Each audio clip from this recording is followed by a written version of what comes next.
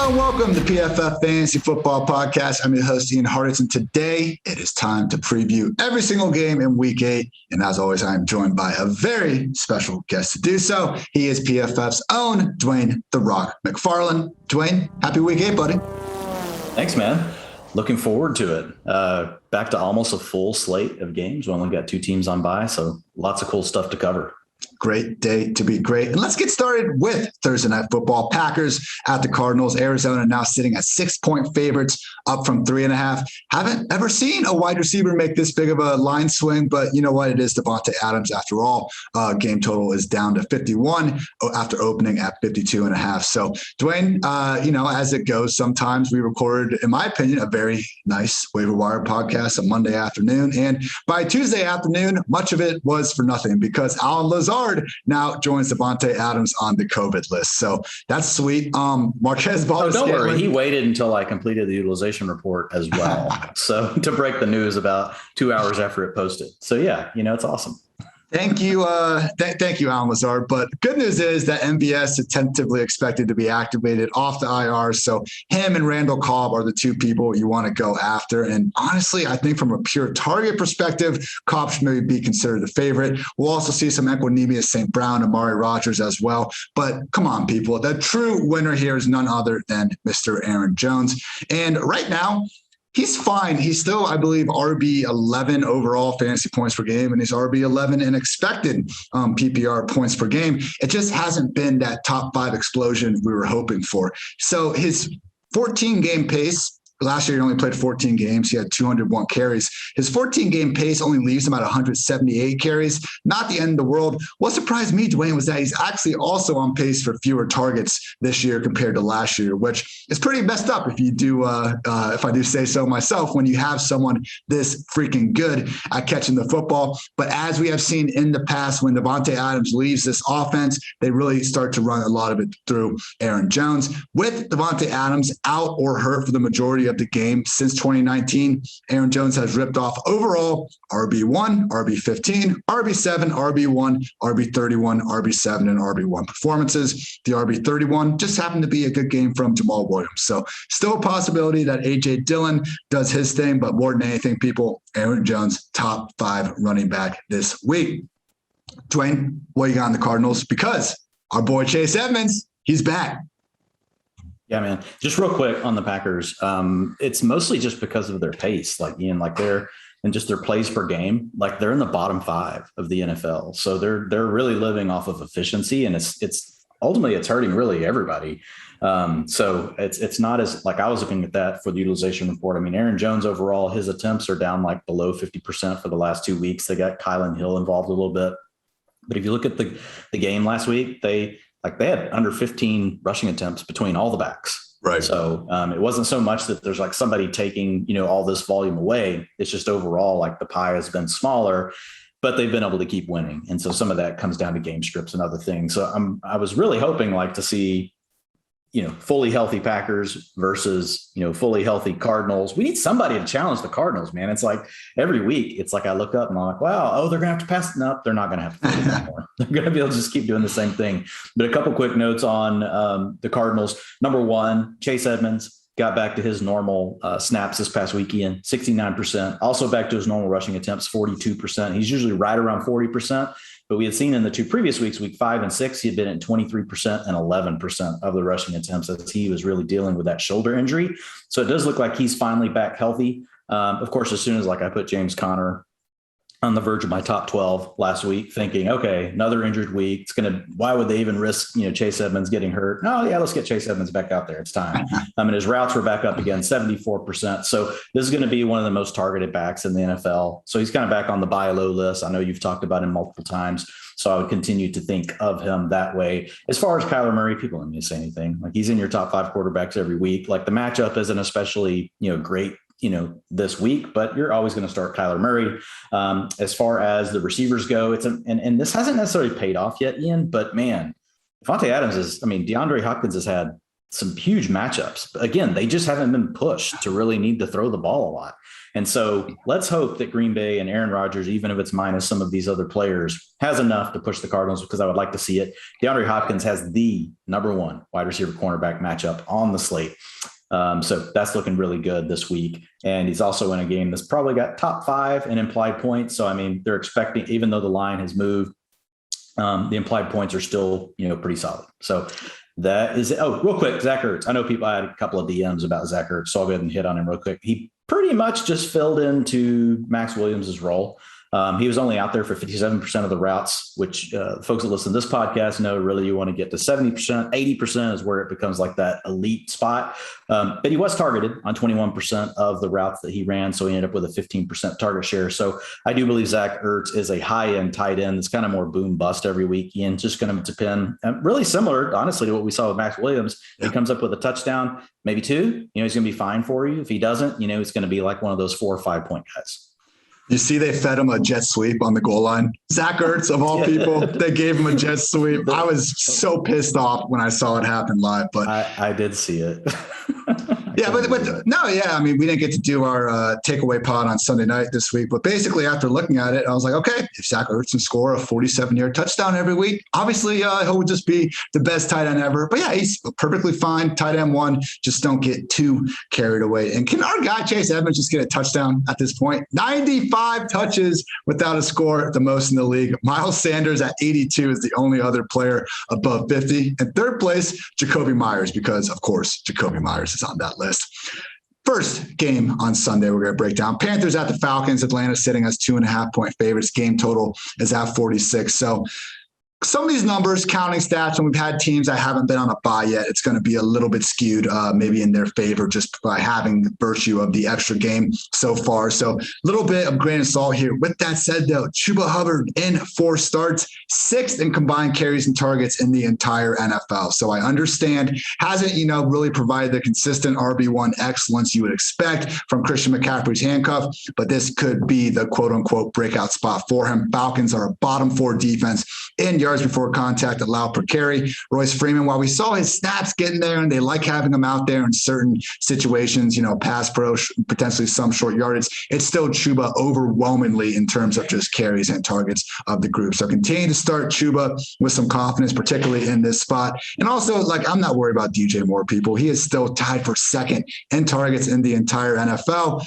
Beyond that, though, is where things get rough. One of my favorite stats I've seen this week and really all season, courtesy of PFF's own Sam Monson. Sam Darnold's overall PFF grade this year is lower than it was in 2 of his 3 seasons with the Jets. So no one can take away those first 3 weeks from you Sam Darnold truthers out there. But yeah, not looking too hot. And Dwayne, we talked a lot about Darnold on our waiver wire episode. And it's like, yeah, I can see it against the Falcons. It's not it's obviously a good matchup for him. And if he starts running the ball again, we'll be fine. But when you have a quarterback that we now know can be benched before the 4th quarter starts, that's where things get especially problematic. So Chuba, DJ Moore, you're feeling great about them.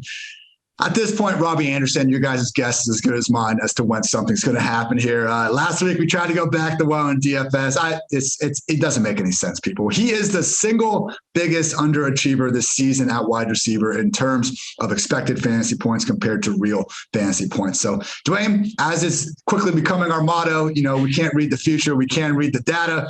Sometimes the data can be a real son of a bitch when we're talking about Robbie Anderson. So, yeah, if you want to go out there, if you're desperate, you need a potential boom player, okay, but we're also still looking at someone that, boom or bust wide receiver that's doing a whole lot of busting lately. So if you have any hidden numbers on why we should be feeling better about Robbie, Dwayne, I would love to hear it. Otherwise, let's just talk about, the guy that everyone wants to talk about breaking every tight end record who actually doesn't play tight end. Yeah. As far as Robbie goes, the biggest thing, that I will say within look, the targets are still there. Darnold's bringing the whole offense down at this point. Like you said, he got a major downgrade this week, in the utilization report. I mean, if you look at Darnold over the last 3 weeks, his yards per attempt, 4.8, 5.1, 4.4, that's terrible. And his adjusted completion percentage isn't terrible, it's not great. It's not bad, but it's right around 70%. but he and Anderson just are not on the same page.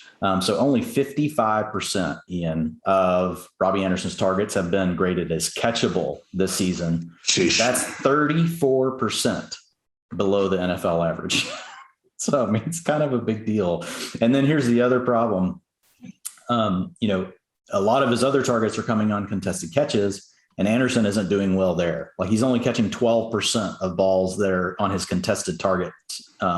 So when you have those two things, he's not catching the contested balls.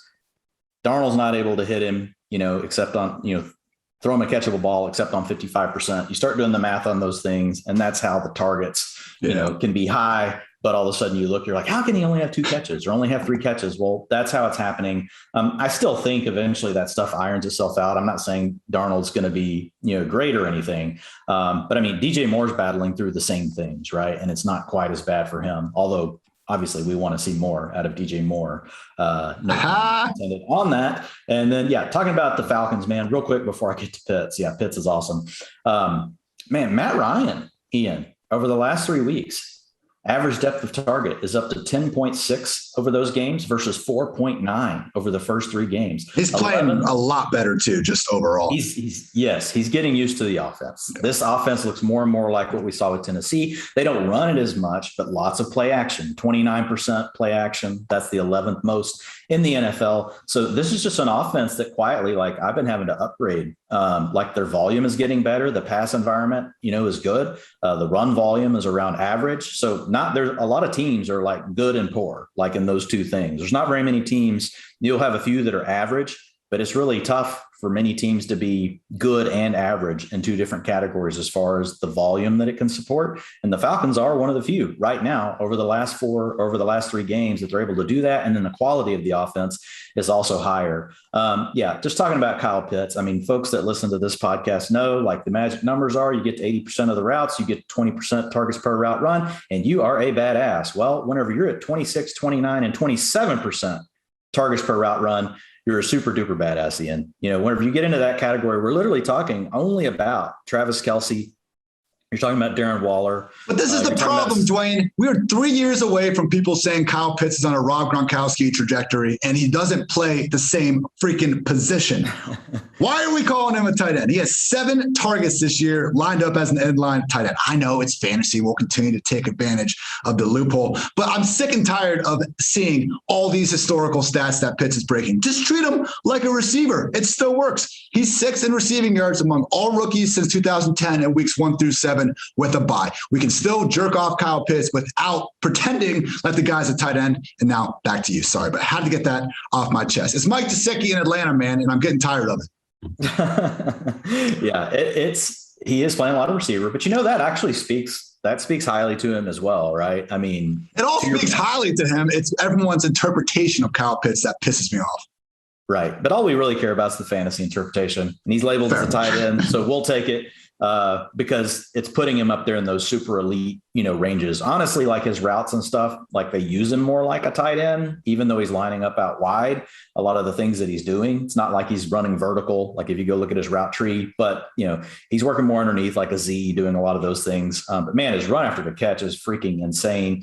His average depth of target this last week was up. It was 18.6. He was 47% of the air yards from a tight end. We don't get to see that very often, Ian. So that's quite fun. And then, man, Matt Ryan's starting to trust him on third downs, 21%, 20%, and 33% of the targets over the last 3 weeks.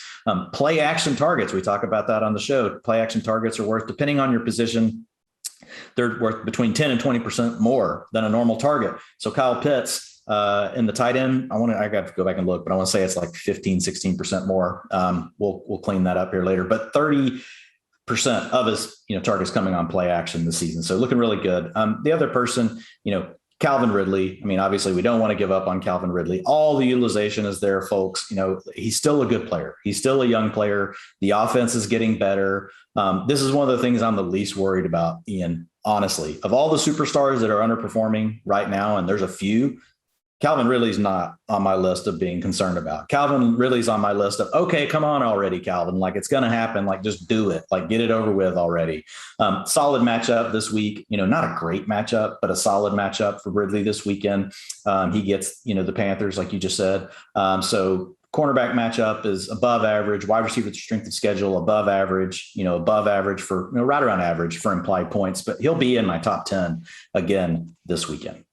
Yeah, I think he's going to catch that Dante Jackson shadow, and I'm really not worried about it. If you look at, yeah, exactly. If you look at the expected points from Ridley, I know I said before that Robbie Anderson has been the biggest underachiever. Right behind him is Calvin Ridley. Right behind him is OBJ. That's just a lot of pain right there. People can see your picture behind you, right? We should talk about Cordarrelle Patterson. For the I was about to say for the YouTube crowd, and I tweeted out on my Twitter too, but they got me a big fancy PFF Fantasy Pod screen. And at first they had Derrick Henry as the player being featured. We all love Derrick Henry, but come on, if I'm going to have an NFL player on my logo, I need my guy CPAT.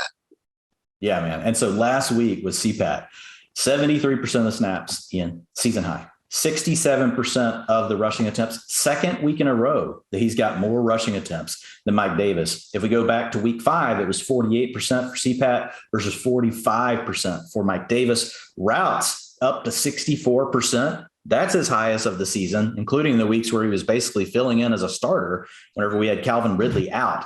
He defeated that. So these coaches are just finding a way, man. He lined up a receiver on 52% of his snaps. That's 19% point increase over his first 5 games. So even though you get Russell Gage back, right, and now you've got Calvin Ridley back, somehow CPAT still he's getting more snaps at receiver. So that just shows you they're dedicated. They've said at this point, look, the guy's played great. We're going to continue to reward him. So I think looking at Patterson, early on we were like, hey, this probably can't sustain unless his utilization really broadens. Well, now that utilization is broadening. Anyway, that's a weird word again. Broadening. No, I didn't take a gummy before. It's I think you say it's broadened, right? Wouldn't that be the? It's broadened. It's broadened. It's more diverse. How about that? Okay. Yeah. The only thing I'll add, Mike Davis is someone I got a little burned on. I was trying to go off the Miles Sanders chalk and DFS and get on Mike Davis because he had low key at least 15 touches in every game before their bye. 4 rushes, 0 targets on a 60% snap rate. What's he even doing out there? But he's not doing anything. So yeah, Mike Davis completely off limits at this point. All the Cordarrelle Patterson. You love to see it. We got the Titans at the Colts. Tennessee sitting as 1-point favorites. Game total is up to 49.5 after opening at 47.5. Look, Derrick Henry, you guys know he's the overall RB1. We did talk in the waiver wire pod, though. Darrington Evans could be a nice little sneaky bench stash for you. He is back off the injured reserve list. And even though Jeremy McNichols would be involved on passing downs, Evans would probably be the favorite to take over some early down work. So don't be afraid to scoop him up if you have the room on the bench. But how about this passing game? Finally getting back on track a little bit last week. Ryan Tannehill this year, number 2 in PFF passing grade on play action, top 7 big time throw rate, yards per attempt, adjusted completion rate.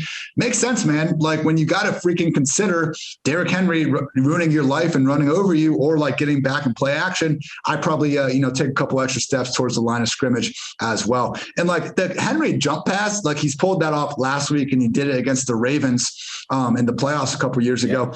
I'm let's start running that thing once a game. I don't ever see a scenario where linebackers at the goal line are doing anything other than getting downhill when it's Derrick freaking Henry across from you. So that's always fun to check out. But people, look, it's AJ Brown's world. We're all just living in it. 9 targets back-to-back games. Last year, if you remember, against the Colts, he was on a crazy run of awesome games. He plays the Colts. He has just 1 catch, 21 yards, because he dropped a monster touchdown down the left sideline. And people were talking themselves into this Colts being this AJ Brown, they had him all figured out and stuff. And then 10 minutes into the game, he's taking a deep end, 60 yards to the house and just outrunning everyone. So per usual, we're not worried about the matchup, and we have someone as good as AJ Brown. Are Bonita Fish big? Is AJ Brown a number 1 wide receiver? People ask some dumb questions sometimes, Dwayne, but we just need to look at the data and move on. So Henry, AJB, Tannehill, we're feeling a little better about. The only real question is when are we going to see Julio maybe take a step forward, or will he take a step forward? So overall, I think the Tannehill thing, man, it's a little bit like what you talk about with Kyler. Obviously, he's not being quite as prolific, but more than anything with Julio, I just think it's been a volume issue more than anything. We looked at the Chiefs game and we thought, okay, here's the shootout we're waiting for. Obviously, they win by 24. Tannehill only throws the ball 27 times. So Tanny, ever since, we kind of had the weird week 1, but he's only had one game since then where he's had both of his healthy receivers and thrown the ball more than even 30 times. So Julio definitely seems to be the 1B behind AJ Brown, particularly while Julio seems to be playing a bit less, under 100% compared to AJB. So AJ Brown, obviously, maybe widen the disparity between him and Julio, but I would not be afraid to maybe go back to the well here with Julio and DFS in particular. Now, Dwain, with the Colts, we can take away some of Jonathan Taylor's targets. We can give a couple of carries per game to Marlon Mack. He does not care. What a beast. He's starting at this point just a buck. I guess the idea that, I had that his usage was going to be of a borderline RB1. But I guess my one kind of throughout the offseason when I talked about Jonathan Taylor, my reasoning where I could see myself being wrong was, okay, well, if Taylor is as every bit generational as people think he is, maybe he can overcome this usage. So far, that's basically what he's been doing. Yeah, but it's really a tale of two seasons. So far, he didn't early on. And then over the last few weeks, he has. So if you look at the last few weeks, what's the difference? The Colts are not trailing. They're not trailing in these games. They were getting their wheels blown off early, and it was disruptive. He's also had some better matchups, and it's not to take anything away from him. To your point, it's fine. He's getting close to 20 total touches a game at this point, which is really, if you can get to that range, being as good of a player as he is, you're going to be fine. I still don't trust this coaching staff to continue forward with all of this momentum. Like, we've just seen them do such weird things. The thing that Jonathan Taylor has is he has elite talent, and that is helping him continue to overcome. They're doing a pretty good job of staying out of long down and distance. And so when that occurs, if you're not in third down and it's like 7 yards to go, you don't necessarily have to get the passing back always on the field, right? There's that range in between. Technically, once you get to third down and 3 or more, the NFL considers that long down and distance, but they can still sometimes use the other back, whenever they're in that shorter range. And that's really what's helping. That's what's helping Jonathan Taylor, is they're doing a better job of staying ahead on down and distance. They've really committed to running the football. And again, some of that is game script, but if you look at the Colts over the last 4 games, here are their pass percent. Here's the percentage of plays they've dropped back to pass: 51%, 64%, 48%, 51%. Here's the percentage of plays in those games they've trailed by 4 or more points, which would be a trailing script: 0%, 0%, 0%. And then this last week, they did trail by 4 for 46%. And then they were actually in a close game script for the other 35%. They led for 19%. So this last week was an encouraging data point, because really before that, everything had been 100% in situations where they hadn't trailed at all. But that tells you a lot. Like, even though they did trail by 4 or more points on 46% of the plays, and they still only threw the ball 51% and ran the ball 49%. So those are off the league averages, right? The league averages, in those same situations are over 10% off from what I'm talking about with the passing when down like that. So it's a positive thing for him. He's a good talent. It's a good matchup this week, Ian. You're going to have the 5th or 6th best running back strength of schedule based on, the proprietary, data that we use from PFF to help create those data points. So it's a good matchup. It's a game that should be close. The spread's only 1 point. So yeah, fire up Jonathan Taylor. Nothing more to really hit. Carson Wentz is playing better, but you just heard how I described the offense. That's not good for a quarterback. And he also doesn't really have elite weapons. I think Michael Pittman, we both agreed at this point, he's a solid receiver, probably gets a little bit underrated.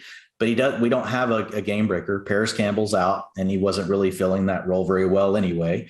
And then you have Zach Pascal, the rascal. The rascal, he's still around, but he's on a rascal, damn it, Ian. He's not out there. He's not, he doesn't have a jetpack. He's got a rascal. And so that's a problem for Wentz. It's the slow, methodical kind of move it down the field. And like you said, he's been throwing the deep ball and hitting some of these things better. But it's really, this game is all based around the running game of the Colts. Yeah. And, of course, when you have Jonathan Taylor doing all these great things he's doing, and you just need to really try to put this game away. Of course, in your last 2 fourth quarter drives, you'd have Naeem Hines out there to handle, all the final carries. So that was so frustrating. Man. That was so frustrating. I don't understand it, but anyway.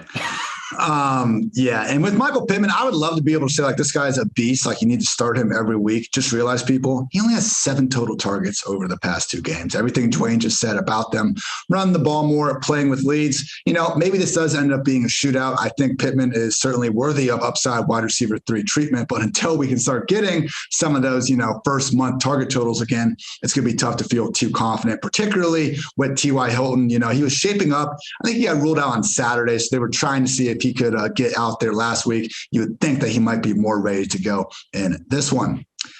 Then we got the Dolphins at the Bills. Buffalo sitting as 13.5-point favorites. Game total is at 49.5. So Myles Gaskin, this was brought to my attention. So we have, the phenomenon known as even week JD McKissick, which we'll get to a little bit later. But Dwain, if we could somehow just combine JD McKissick on even weeks and Myles Gaskin in odd weeks, we would be cooking. He ripped off an RB2 finish in week 5, RB9 finish in week 7. Doesn't quite go the whole season, but you could imagine where I'm coming from there. Either way, people, just realize last week's numbers, a little bit of a fugazi. Malcolm Brown suffered a quad injury in the first half after he was actually getting pretty well fed on his limited number of snaps because, the Dolphins just hate themselves, I guess. And yeah, so if he is out of the picture, great. 2 backfield. We can finally start treating Gaskin as the guy that everyone drafted him to be. If Malcolm Brown is back in action, we're going to again be hard pressed to squeeze Gaskin into those top 30 running backs. So, again, I can see it working out for Gaskin. He is good when they throw him the targets, but we have seen this time and time again this year. There has not been a more volatile backfield than the Miami Dolphins. We used to complain about what's going on with the Patriots, what's going on with these other committee teams. The Miami Dolphins are now the what in the hell is wrong with you as far as running back committees go.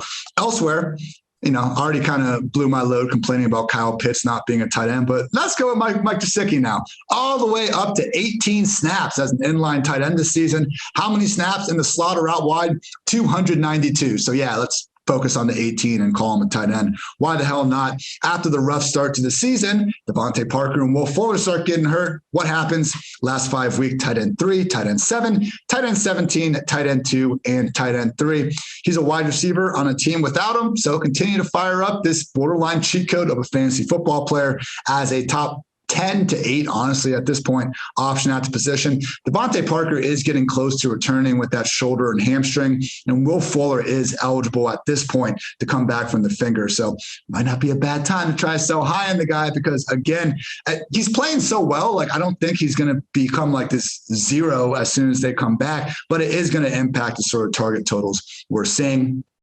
Last thing, Jalen Waddle with Tua under center this year, wide receiver 26 in week 1. And then over the past 2 weeks, wide receiver 4 and wide receiver 16. So we actually are still seeing some like miscommunication between Waddle and Tua, learning the offense, learning, getting their chemistry back from their time together with Alabama. And we're not getting the big plays. And we're still getting upside wide receiver 2 production. So it's great to see from Waddle. And he's, again, just scratching the surface of what he's capable of. So Gaskin, try to avoid him if you can. We're feeling good about Gesicki and Waddle. And we're really, that's it, because right now the Dolphins are implied to score just 18 points. That is the 3rd lowest mark in week 8. So not exactly the best matchup here against the Bills team that, other than the Titans game, really has been great on defense. What's up, Dwain?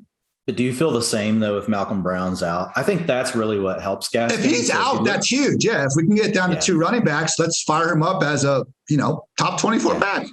Yeah, I figured you'd say low-end RB2, low-end something. Catching myself.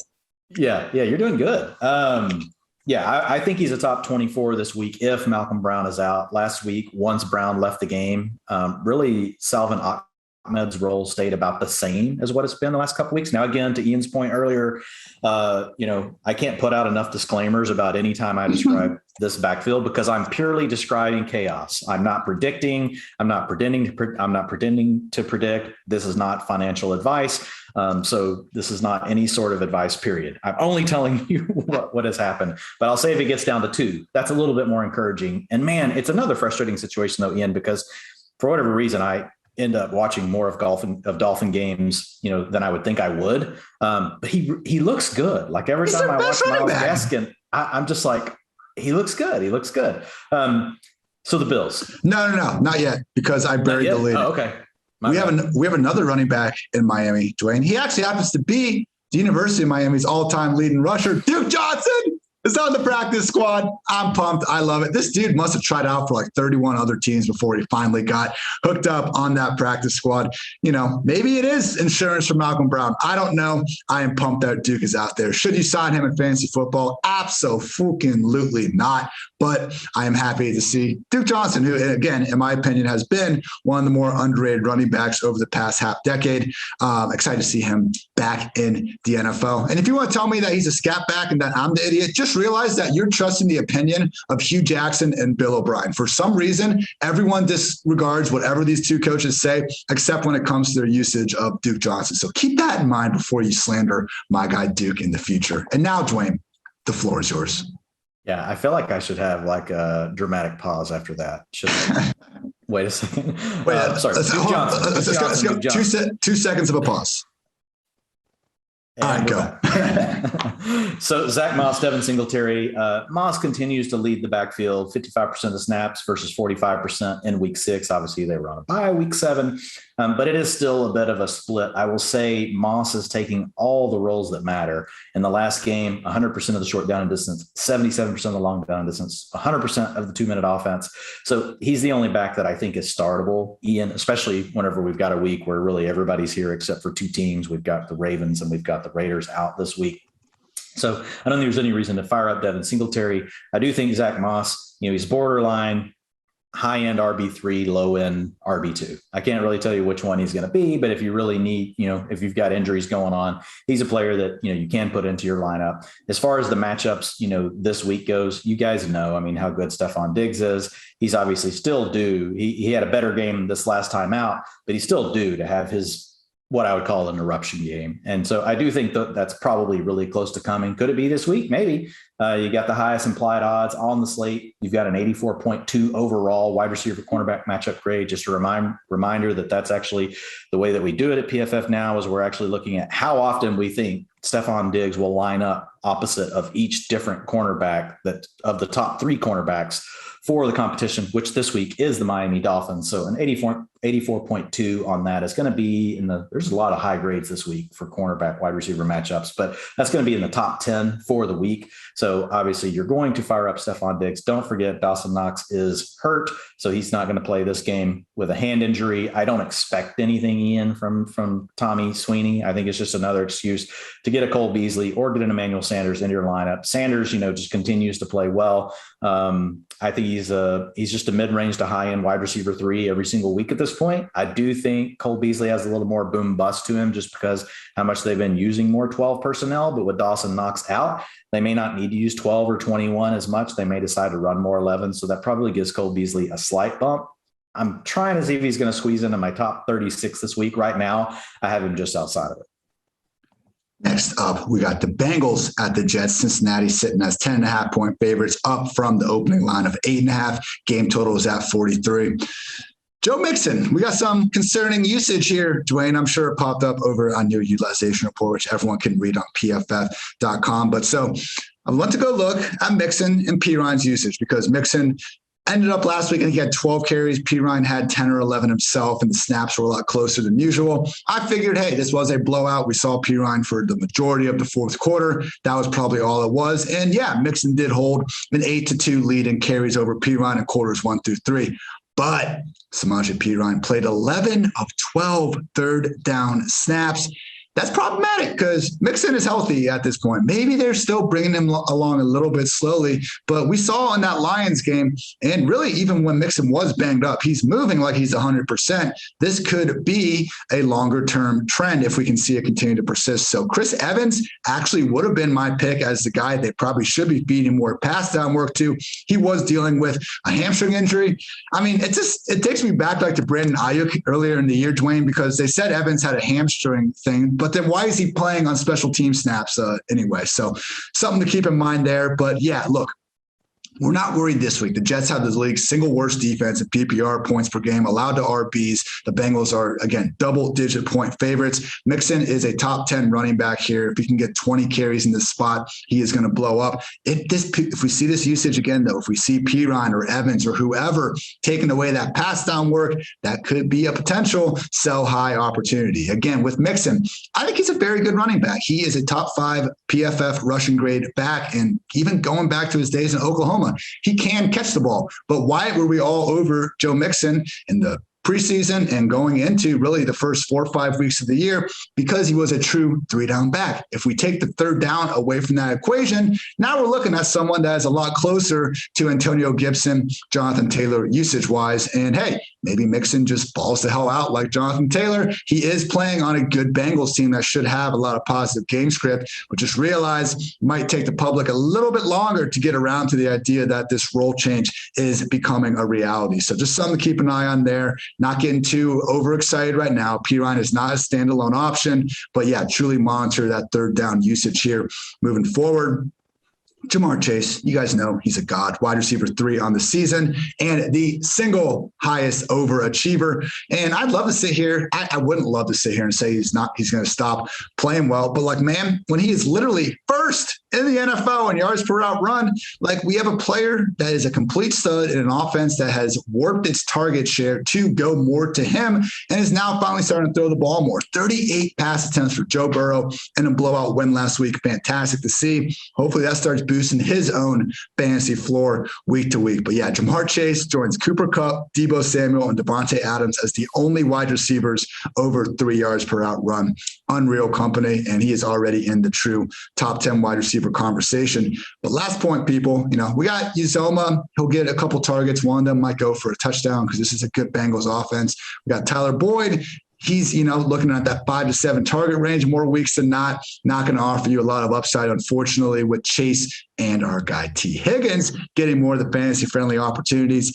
15 targets last week, people. Second most unrealized air yards of the week behind only Marquise Brown. So if there is a member of the Bengals offense to buy low on, his name is T. Higgins. He's healthy now. The Bengals are throwing more now. And Jamar Chase is so dominant that I think we're going to start seeing defenses really start to try to take him away. I got to guest on Aqib Talib's podcast today, which was very cool. I think Aqib and Gus Johnson form maybe the best or most entertaining booth, I should say, to listen to a football game.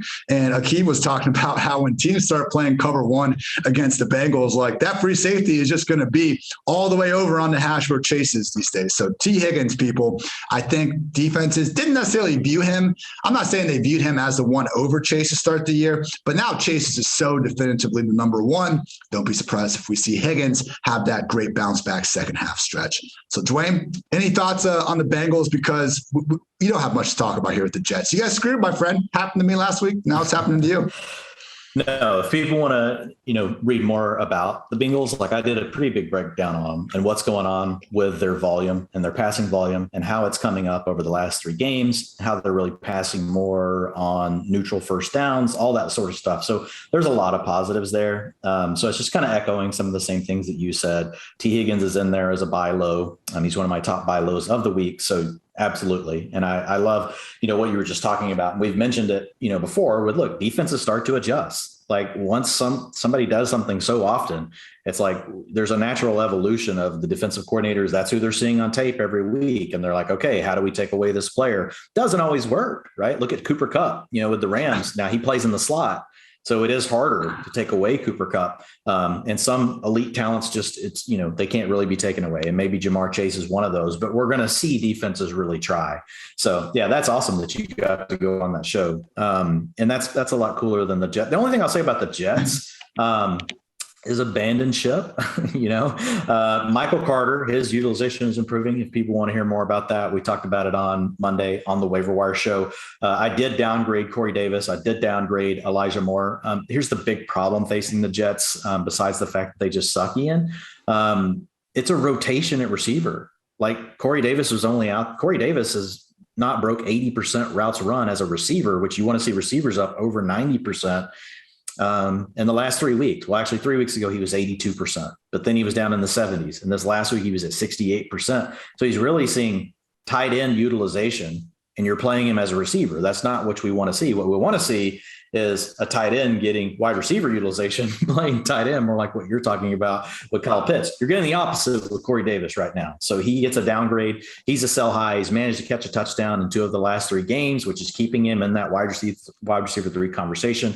I know you think, Dwayne, how do I sell a jet high? I don't know. Go be a salesperson. Like go talk him up. He's in the top 35 wide receivers right now. So if you've got somebody in your league that's really hurting at receiver, and say you guys play 2 flex spots or something like that, go try to move Corey Davis now. It's not looking good. And obviously we've got Zach Wilson hurt as well. Probably see Joe Flacco as soon as this week.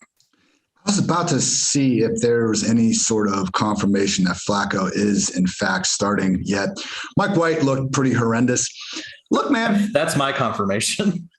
Yeah, I think that'd be it. Joe Flacco last year was legit better than Darnold on that Jets team. He was still terrible, but he had a crazy high average target depth. If we can get Elijah Moore and Corey Davis on top of this damn rotation, then it actually could be a positive, I think. Flacco has played in this offense before too. So if you go back to his time in Baltimore, before Marty Morningwig came in, there was a period where they had, who was it? He's ran this West Coast offense before, and I can't remember who it was now. Oh, it's Kubiak. Gary Kubiak was there. Yeah. So he's ran this scheme. He knows it. He's going to know the terminology. So there could be a smooth transition. I don't want to say smooth. It's been several years, but it's not like he's never played in the scheme before. And I do not blame anyone that just did everything in their power not to watch a Jets game last year. Again, his last 2 starts, 28 points against the Chargers, 27 against the Patriots. No, Joe Flacco is never going to give you actual fantasy upside from him. But right now, when Michael Carter is the only guy we can talk about, there's a chance that Corey Davis and one of these others could prove to be beneficiaries of his trade. Steelers at the Browns. Cleveland, 3.5-point favorites. Still, Baker wants to go out there and play through the pain. It'll be Case Keenum otherwise. Just hilarious. This is where Big Ben is at this point. Game total is at 42.5. So, yeah, Ben just continues to be horrific. Luckily, Deontay Johnson's good enough to make do. 5 games this year. A little bit of a slip up week 1, PPR wide receiver 34. Since then, wide receiver 16, wide receiver 5, wide receiver 24, wide receiver 16. Sure sounds like an upside wide receiver 2 to me. With Claypool, ever since Juju has left the lineup, we got the good wide receiver 12 and the bad wide receiver 81. So coming off the hamstring, hopefully he's healthier here following their bye week. But yeah, can't really take much for granted in this offense other than Deontay and, of course, Najee Harris, your RB1 in expected fantasy points per game. Obviously doing just fine as a true upside RB1 himself with the production. But yeah, you just cannot teach this sort of target volume. Number 1 among all RBs and targets per game. Dwayne's dog knows. When you look at fantasy football and Alvin Kamara, how much of a cheat code he is. The most targets Alvin Kamara has had in a year is 107. Najee Harris is on pace to crush that by a good 20. So when we have someone getting that much pass game volume and you're not even a true receiver, it's just impossible to bust in fantasy land. So the only, concern I have is basically what happened to the Broncos last week, what happened to the Vikings to an extent when they played here, and what especially happened to Justin Fields against the Browns. And that's just pressure completely overwhelming this offense, because the only 2 quarterbacks worse than Big Ben when pressured this year per PFF passing grades, Justin Fields and Jimmy Garoppolo. Myles Garrett and the Browns are 2nd-ranked defense in pressure rate this year. Dwayne, have you seen Myles Garrett front yard with the gravestones? No, I haven't. All I can hear right now is my dog barking, and it's pissing me off. So in Myles Garrett's lovely Ohio estate, he has taken the privilege to put some Halloween decorations up. So he's got gravestones of all the quarterbacks that he sacked this year out there. And of course, Kyler Murray's is half the size of the other ones, but he's already got Big Ben's gravestone out there. So don't be surprised if Garrett ends up going bonkers and really shuts down this Steelers offense. Dwayne, if you want to just put your dog on for the Browns, that's fine. But, if you got something to say about it's the dog pound. That's there we go. That's what we call, a transition in broadcasting. No, my kids are coming downstairs to get them. I hear them going, shh. So I'm sure you guys will get to hear all that on the pod. So, as far as the Browns go, Beckham Jr. is still playing through a grade 3 AC sprain. So we'll see what happens with that. But for now, Ian, I just don't think we can trust him. We talked about Jarvis Landry on Monday on the waiver wire pod. Look, it's mostly low ADOT stuff. He could easily lead the team in targets if Odell Beckham still isn't healthy, but it's not something that you're really going to get that excited about. Right now, I've got him in tier 5 for my receivers. So he's going to be down, in the 40s, somewhere in that range. And Beckham probably will be right there by him until we see him healthy. The big thing is this going to be the Nick Chubb week? Is Nick Chubb going to play? I'm really looking forward to seeing what the practice reports look like. If he's a full go, I would expect him to handle 60 to 70% of the rushing attempts. I do think Dearness Johnson played well enough to show that, hey, we don't necessarily have to just ride Nick Chubb. We can use Dearness Johnson. I don't think he'll play as much of the passing down role as what we saw out of Kareem Hunt, but I definitely would expect Dearness Johnson to get a little more work than maybe what we thought originally. Whenever we saw that Kareem Hunt and Nick Chubb saw Kareem Hunt was going to be out, we would eventually get Nick Chubb back. So that's something that I'll be watching. It's also not the greatest matchup. You get the Pittsburgh Steelers this week, which is the worst matchup on the running back strength of schedule metric for the week. However, the Browns do have a really good offensive line, and that makes a big difference. They can neutralize a lot of different defensive fronts. They've invested a lot in the front 5 of the offensive line. I am very interested to see how this usage goes between Chubb and Dearness, because we have the 8-game sample from 2019 when Hunt originally joined the Browns but was suspended for the first half of the year. And man, we had Chubb hitting a 99% snap rate one game, 83, 87 in some others. But when they would get behind, Dontrell Hilliard would actually come in and steal away a lot of the pass down work. So, can't say enough good things about Dearness. He actually tied with Eckler, and there was one other player for the highest single game rushing grade in a single performance this year. So great stuff from him. I agree that I would like to wait a week before we start Dearness with any sort of confidence, but at least the flex, and obviously Chubb is in there ASAP. Rocky. Eagles at the Lions. Philly sitting as 3-point favorites. Game total is at 47.5. Check out that waiver wire pod for full thoughts on Kenneth Gainwell, Boston Scott. Moral of the story, it's not looking like it's going to be more than a couple weeks without Miles Sanders, so keep that in mind. And we still have a 2 running back backfield in an offense where the Eagles are bottom 10 in expected points for their backfield on a per game basis. So it's fine. Gainwell against the Lions especially should be in your top 24 running backs. This just isn't like a plug and play RB1 situation. Miles Sanders couldn't do it. Don't expect his backups to be able to as well. Look, people, there's one guy really that we truly care about in this offense. We got a couple receivers, but Jalen Hurts, 11 career starts, 10 career QB1 finishes. Only guy that can stop him is seemingly Gardner Minshew if the Eagles decide to make that switch later in the season. I wouldn't call it something that's likely to happen, but just realize Jalen Hurts, maybe not your best real life quarterback, fantasy football star. He is the QB 15 in fantasy points per game during the first 3 quarters, QB1 in the final. And guess what? They all count the same. So we will take that 8 days of the week. And also 12th in pure rushing production this year in terms of fantasy points, ahead of one Lamar Jackson. So is Jalen Hurts a better rusher than Lamar Jackson? Of course not, but his numbers are better, and we'll take that in Fantasyland. Devontae Smith, I love the move for him to wear the baggy long sleeves. I think that's just getting his swag in the right place.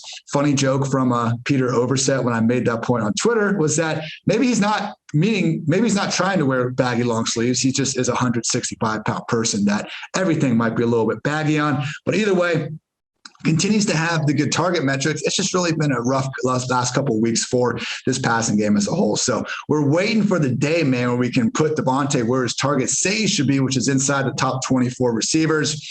For now, I think we need to continue to treat him as more of a wide receiver 3 with the upside for more if we can just get a little more consistency in this pass game. Finally, Dallas Goedert, first game without Zach Ertz was everything we could have hoped for. Didn't find the end zone, did catch a 2-point conversion. And when we see that 93% snap rate with the 5 targets, he has the potential to be one of very few tight ends in this league that can be his team's number 1 pass game option more weeks than not. So Goddard, you should be starting everywhere unless you're incredibly blessed at tight end. Get Jalen Hurts in there, probably going with Gainwell. Don't be too afraid of Devontae Smith. Dwain, now you get to talk about the Lions. How's that? Have fun. Hey, there are fantasy assets on the Lions. We have we have the running back too in all of fantasy football on the Lions. DeAndre Swift. Sometimes things just work out, Ian. When your team runs the 2-minute offense, 21% of the plays, that is number one in the league by a good bit. But they trail by 4 or more points, the third most in the NFL. So there is a reason for all the 2-minute offense that the Lions run. It just works out really well when you happen to be the 2-minute back and you're also the long down and distance back, which is what DeAndre Swift is. It will be interesting this week, though, against Philly. You actually get a better matchup. These games should be, this should be a little more closely contested game. It's only a 3.5-point spread right now. So it'll be interesting to see if Jamal Williams can get a little bit more involved. So this would be a week where if there was, ever a time that I would think, okay, Jamal Williams, you guys can fire him up in your flex spot. He's going to be okay. This is probably that week for Jamal Williams. Also from a running back strength of schedule metric standpoint, it is a top 6 matchup on the slate. So that works out well. The Lions offensive line is actually pretty decent. And they've been battling through some injuries as well. Also, I do want to mention TJ Hawkinson. He continues to look good from a utilization standpoint, but this is actually going to be his best matchup he's seen this season against the Eagles linebackers and safeties. And from a tight end strength of schedule metric, it's going to be a top 7 this week as well. So Hawkinson's had a lot of really tough matchups to start the season. So this is going to be his juiciest spot that he's seen. He will be in my top 3 or 4 this week, Ian. I'll have Kelsey 1, Pitts 2, and then it's Hawkinson or actually it'll be Goddard 3rd. So that's timely, right? Since we're talking about it right now. And Hawkinson will be 4th. Those will be my top 4 tight ends going into this slate. Love that call. And just real quick, we got a Spider-Man meme situation here between Jalen Hurts and DeAndre Swift. DeAndre Swift PPR fantasy points by quarter. Remember, he had like a 60-yard screen to the house in the first quarter last week, but still, first quarter, he has 29.3 fantasy points. Second quarter, 19.5. Third quarter, 31.5. Fourth quarter, Swift, 57 PPR fantasy points. They all count the same. You keep doing you, DeAndre. Rams at the Texans. Rams are a 14.5-point favorites. Game total is at 48 now, up from 46. Cooper freaking Kupp on pace for 136 catches, 1,965 yards, and 22 touchdowns. Dwain, I got this game notes, Excel. It's week 1, week 2, week 3. I scribble down a bunch of notes as I'm watching down every game. Sheeshes, nullified touchdowns, better balls, just things I want to try to remember from watching. And I just have tweet ideas because when I see something on the tape and I think maybe we can quantify it, I want to go back and look. And with Cooper Kupp, please don't mistake this as me saying he's not anything other than an amazing NFL wide receiver. He had that, I always reference it, that 40, 50-yard, almost touchdown, maybe he was down at the 1 against the Saints last year. He is a beast after the catch. His route running is almost next to none. He is a legit number 1 receiver. He has the numbers for it. Why wouldn't he be a sick number 1? Why then is it so easy for him week after week? What are defensive coordinators waiting for? Because watching his touchdowns, I couldn't help but think okay, how come this dude's wide open every single time? Sure enough, PFF, we track separation on every single reception. He has 8 touchdowns this year where he was considered open or wide open. Nobody else has more than 5. So truly, I went back and watched every single one. He makes some good moves to get there. I'm not saying it's just one uncovered pop pass after another or anything like that. But every damn time, man, it's just Sean McVay, would it kill you to dial up one of these to Robert Woods every once in a while? He gave him the 1 week of it and he was just all right, back to Cooper Kupp. So whatever, league high, 79 targets. And, with Devontae out of the picture, with Tyreek Hill, playing a little bit through the pain and having Travis Kelce there, if you want to rank Cooper Kupp as the overall wide receiver 1, be my guest. That's what his, fantasy points and expected fantasy points say. So loving that. Obviously doesn't help Woods, Jefferson that much, but you're still talking about a Rams offense that should be putting up 30 plus more weeks than not. Higbee continues to be a full-time tight tight end, just not scoring those touchdowns. So maybe there is a version of the simulation we live in where Kupp doesn't go bonkers every week and we see Woods and Higbee start to get theirs. Until then, it's just a Cooper Kupp show. Final thing, Darrell Henderson. I know he let all of you down last week. The usage remains borderline erotic. He's hitting 80% snaps in every single game, not impacted by injury. The only running backs with more expected PPR points per game than Henderson, Najee, Derrick Henry, CMC, Kamara, Swift, and Lombardi, Lenny, Fournette. So Houston, they are 31st and lowest average depth of tackle. Only the Chargers have been just worse at not even hitting the guy until they're basically 5 yards downfield. I'm sure, I feel like people in 2021 are smart enough in DFS to see this sort of bounce back coming. God forbid, everyone is still bummed about him busting last week. All the Darrell Henderson in this one. If you want to rank, I think I figured out 5 or 6 guys you could feasibly rank higher than him.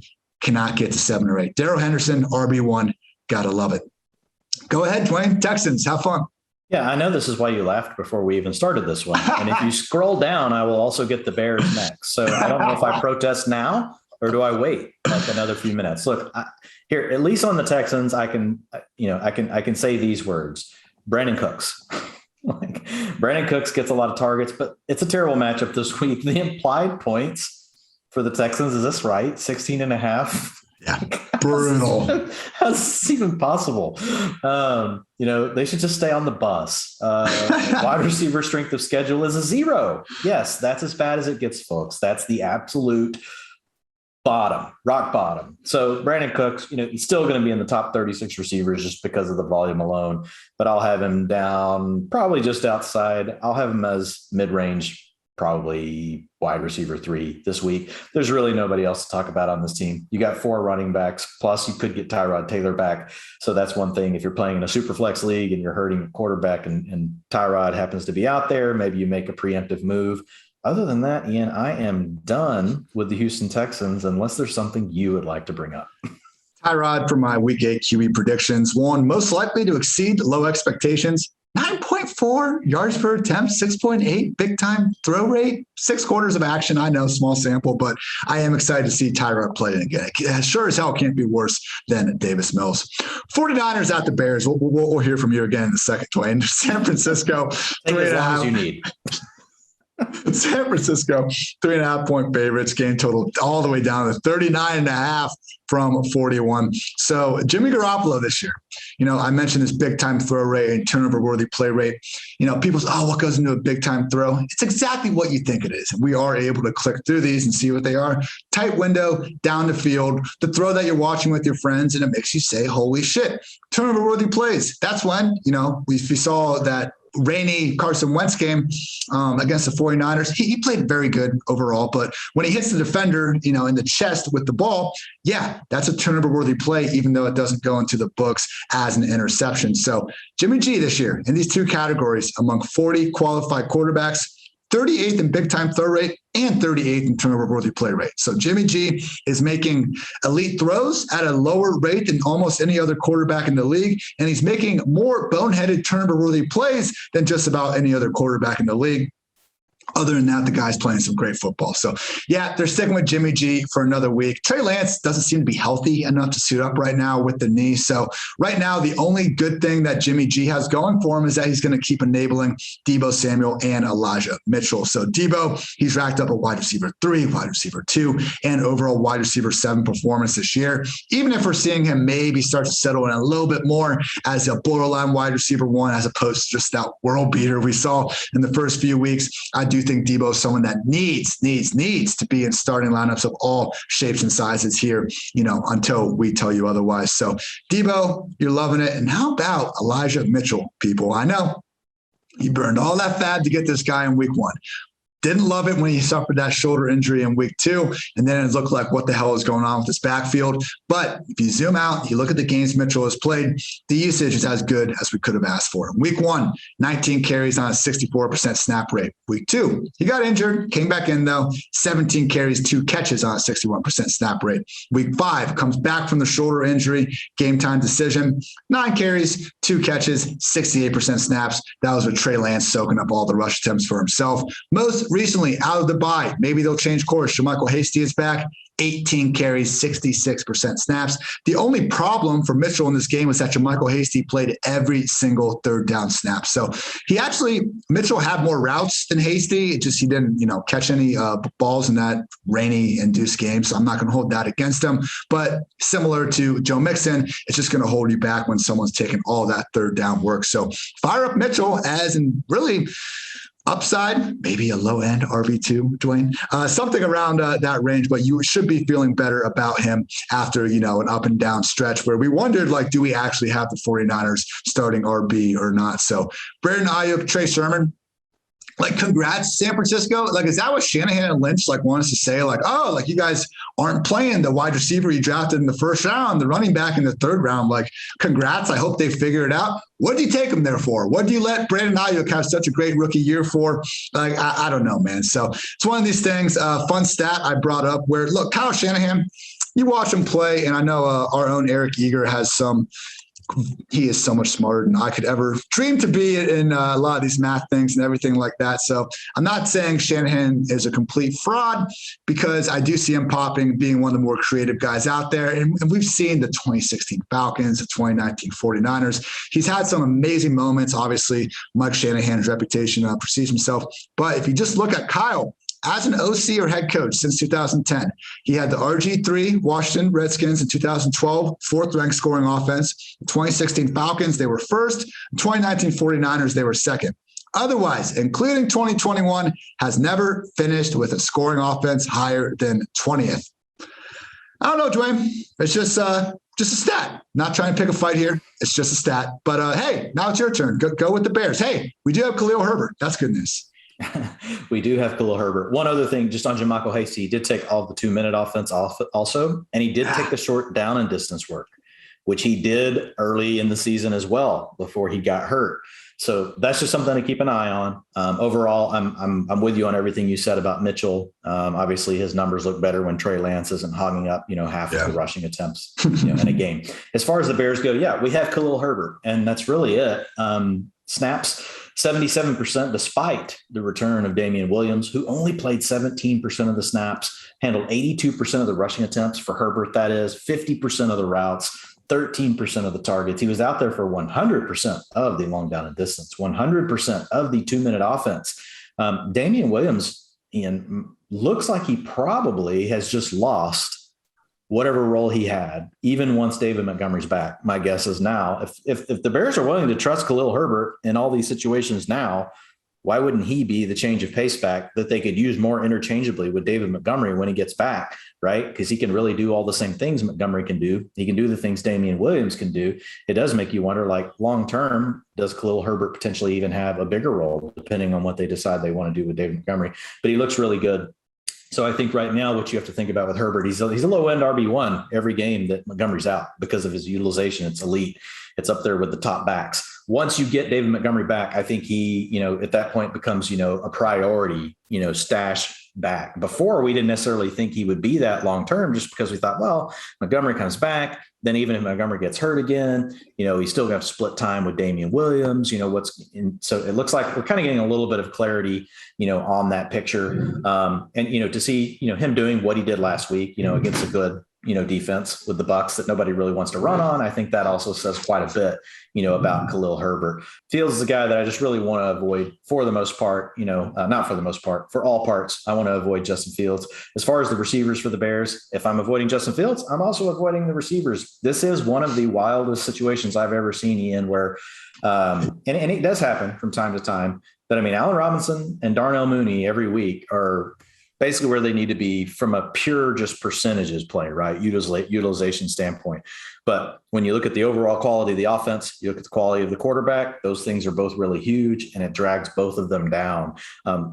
What could have been for those two receivers this year if they had a better offensive coordinator or offensive mind, head coach, and if they were able to get some quarterback play, I think this would have been a breakout season, honestly, for Darnell Mooney, as much as he's being used. They just can't get anything going because the quality of the quarterback plays so bad.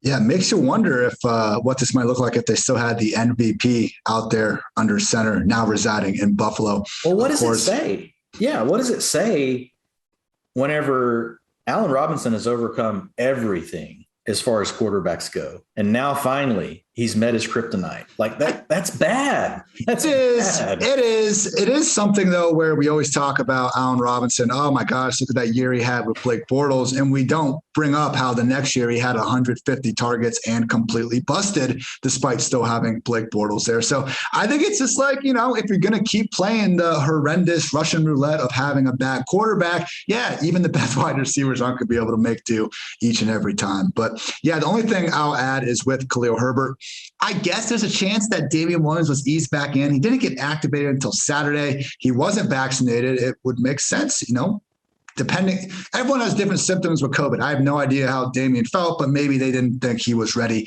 to go for the massive role. We did already have the Athletics' Kevin Fishbane. I don't think it's a report, but he's very involved with the team. He must have some level of sources. He does believe that Herbert could be the first one off the bench once Montgomery is back and have Williams in more of a niche role as a pass catcher and on third down. So yeah, man, Herbert's been great. He's our fourth highest graded running back among 46 qualified guys.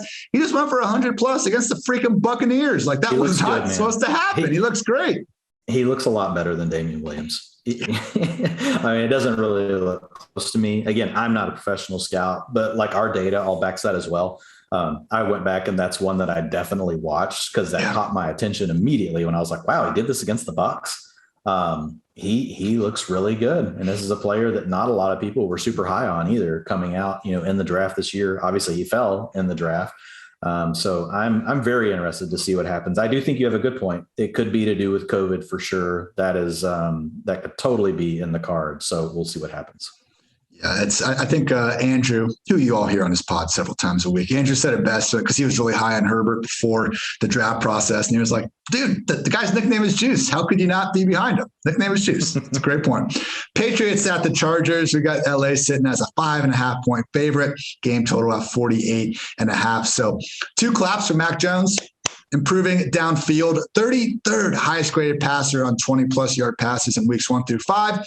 5th over the past 2 weeks. I think if the Cowboys safeties maybe knew how to take an angle or two, wouldn't be quite as good. Either way, he is showing more willingness to throw the ball downfield and having some success doing so. So, I know Underdog Fantasy Hayden Winks is always joking about Mac Jones needing to hit the weight room this offseason, get that arm strength up, and maybe he's onto something. Either way, it is good to see Mac continue to progress. He's been the best rookie quarterback this year. That's just the way it's going. Trevor Lawrence has been improving. I'll get to that here in a second. But right now, Mac Jones, good job. But this might actually just be another Damian Harris week. And I know it doesn't set up that way. They're 5.5 point dogs. We're on the road. It's a game that you could see maybe get away from the Patriots if the Chargers, look a little bit more like the team we saw the first 5 weeks of the year, less like the team we saw against the Ravens. But what have we seen this Chargers team do in 2 matchups against the Ravens and the Browns, the 2 of the most run-first offenses in the league, if you allow them to be?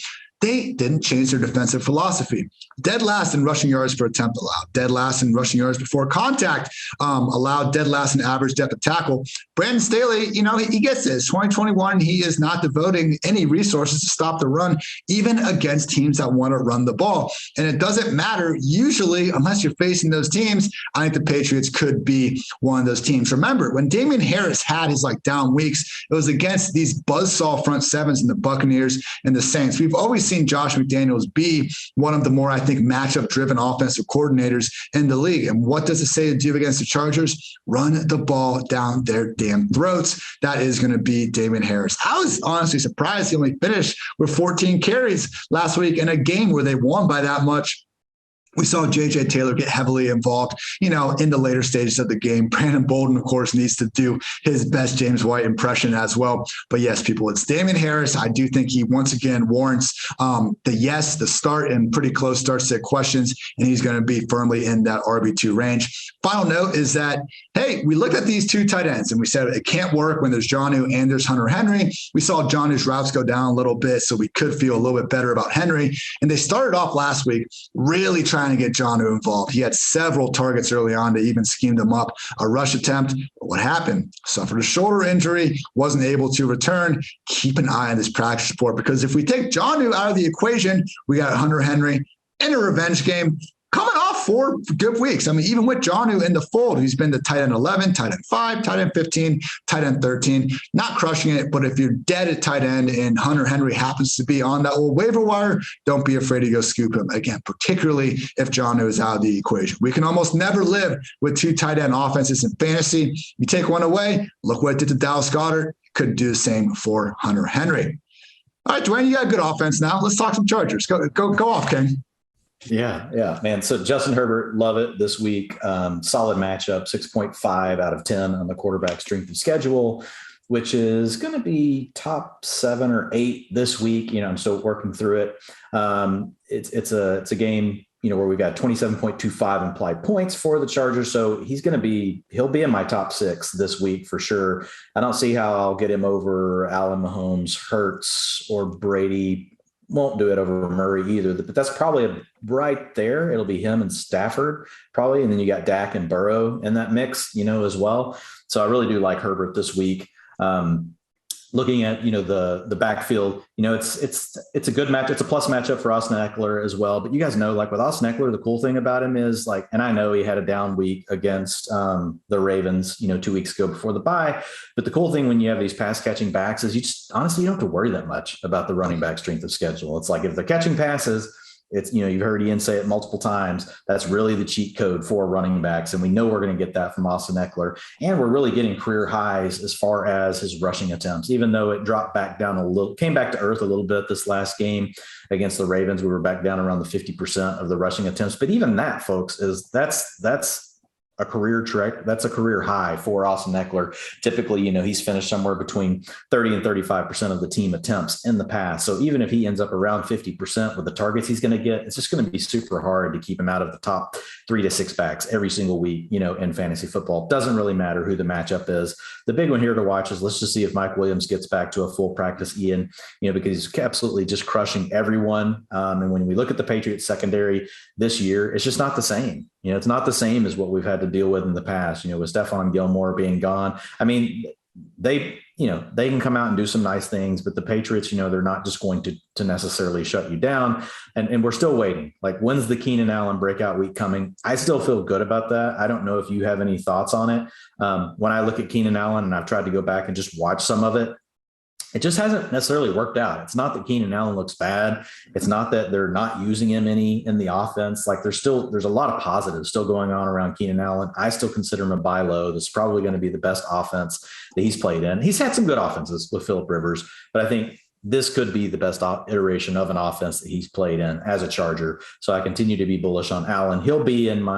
He's probably be around my top 12, Ian. He might be just outside of it, but if Mike Williams practices all week, he'll be just inside my top 12 again this week. As far as the tight end goes, you got Jared Cook.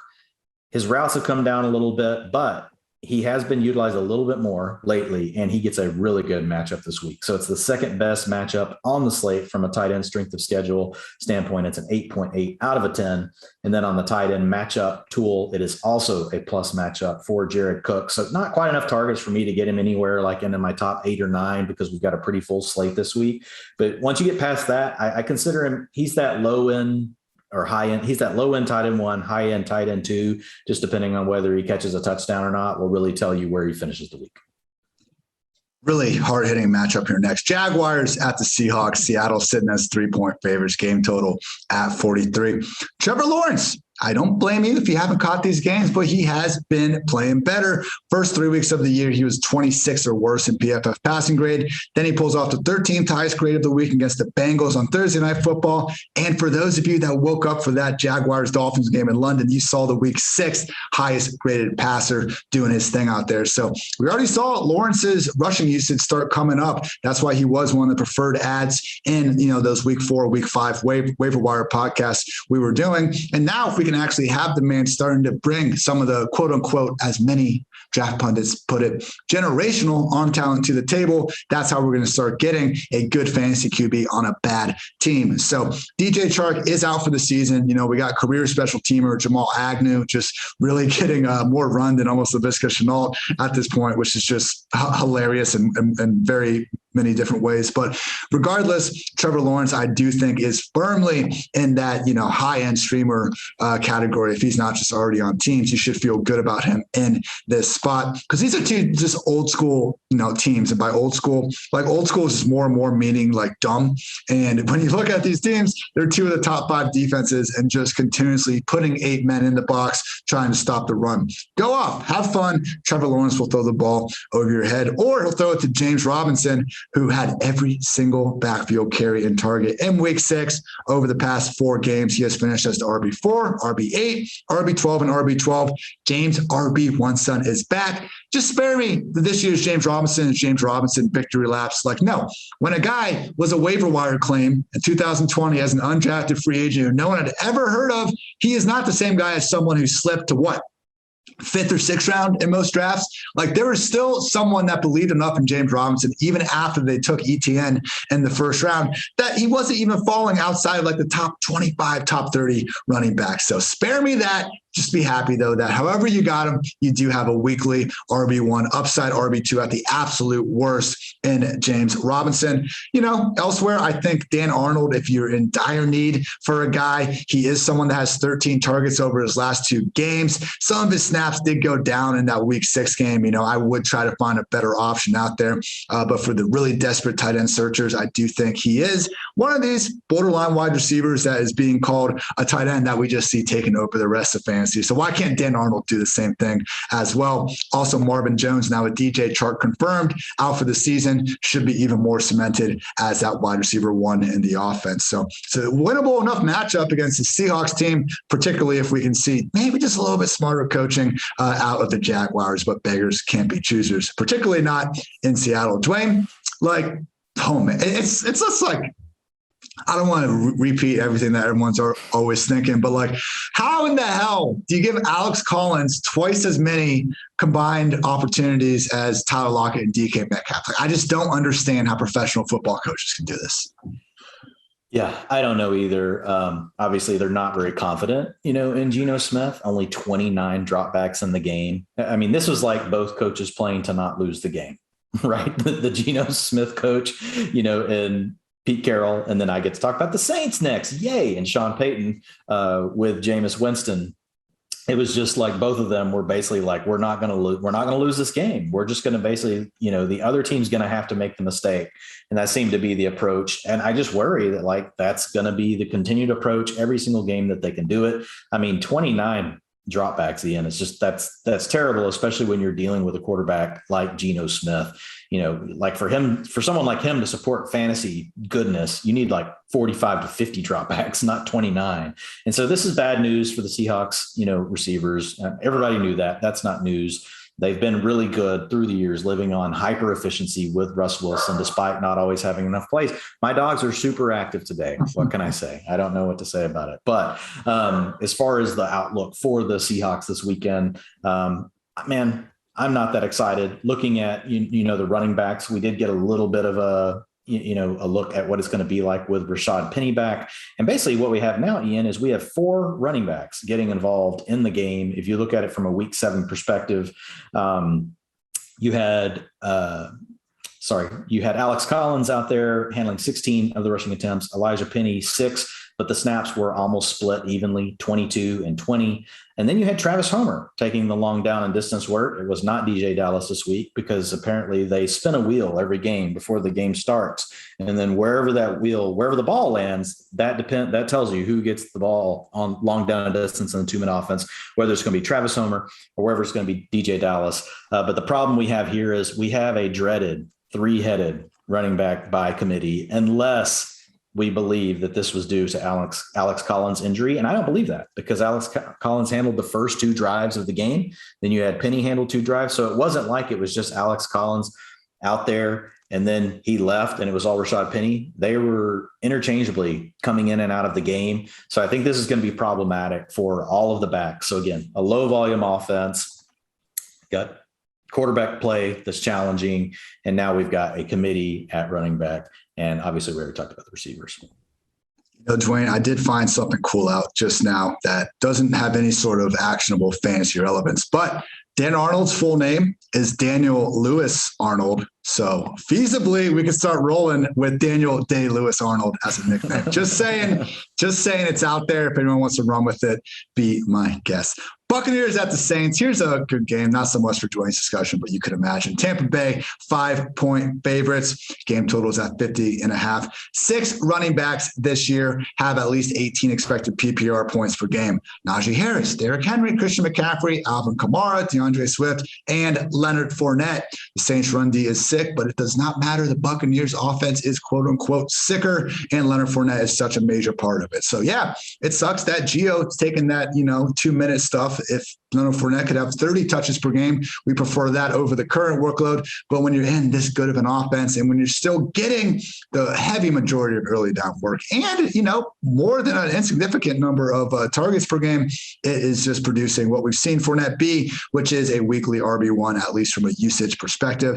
And everywhere else, look, Tom Brady's like MVP case is just only getting stronger. Start everyone if you got him. I would lean towards, for you DFSers out there, Chris Godwin, Antonio Brown, if he's back weak, because I imagine Marshawn Lattimore will do what he usually does, and that is track Mike Evans all over the field. So Lattimore, I know he got, sunned a little bit by DK Metcalf on that long touchdown, but he does make life difficult for the best receiver. So for the love of God, don't put Mike Evans anywhere near that fantasy bench. That's not what I'm suggesting. Start all these guys, but if I had to predict the order and want to do my rankings, I'll probably have Evans behind Godwin in this one. Dwayne, Alvin Kamara is catching balls again. I love it. Let's go. Yeah, and that's really the big takeaway here for the Saints is we do have Alvin Kamara. I still have him, as a mid-range to low-end RB1 purely on volume alone. It's not a good matchup, but it doesn't matter because what we just talked about earlier, number one, it's the receiving. So it's the cheat code for backs. He's fine. He's seeing career high utilization. It's just too bad that, it's in an offense that just doesn't score a lot of points. So, and it's kind of a theme of the last few offenses that I've talked about. So the other news on, the Saints is we did get Traquan Smith back, Ian, he didn't necessarily look great. He and Jameis were not on the same page. It's like, as soon as the broadcast team basically said, hey, this is the guy that, he really loved in training camp. They worked together the whole time. Like they misfired on like 2 routes, like in succession. I don't know if you were listening to Manning, the Manning whole time thing. Yeah, I was too. It was so good. Like that part with Brady was excellent. He was like, when Alvin Kamara, he's like, yeah, get the ball to that guy. Like, it's like the game plan is not really that hard. Get the ball to Alvin Kamara.